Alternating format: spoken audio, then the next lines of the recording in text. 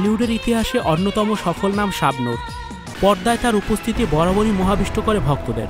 অসামান্য অভিনয় প্রতিভা দিয়ে একাই সিনেমার ব্যবসা টেনে নিয়ে যেতে সমর্থ ছিলেন এই তারকা।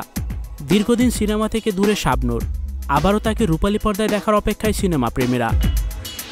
ভক্তদের সেই আগ্রহ আর নিজের ভালোবাসার জায়গায় ফেরার তাগিদে 2024 সালে রঙ্গনা নামে নতুন একটি সিনেমায় যুক্ত হন এই লেডি সুপারস্টার। শুটিংও করেন কিছুদিন। দীর্ঘদিন পরও আলোর মুখ দেখেনি সিনেমাটি।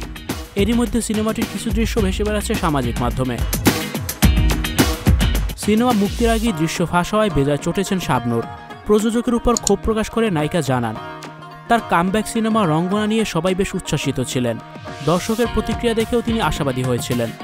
কথা ছিল দেশে ফিরে বাকি অংশের শুটিংয়ে অংশ নেবেন তিনি।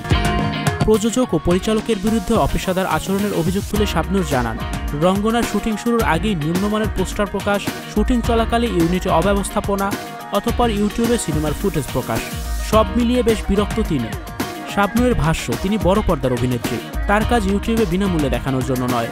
তিনি জানিয়েছেন, যদি জানতেন সিনেমা হলের বদলে ইউটিউবে কন্টেন্টটি প্রকাশিত হবে, তবে কখনোই প্রজেক্টটিতে যুক্ত হতেন না শাবনূর। ভিউয়ার্স, এই বিষয়টি নিয়ে আপনাদের কি মতামত জানিয়ে অবশ্যই কমেন্টস করে দিন, আর ভিডিওটি শেয়ার করার অনুরোধ রইল। Icon focus 24 TV, powered by 4D Fourth Dimension। আমাদের চ্যানেলটি সাবস্ক্রাইব করে আমাদের সাথে থাকুন।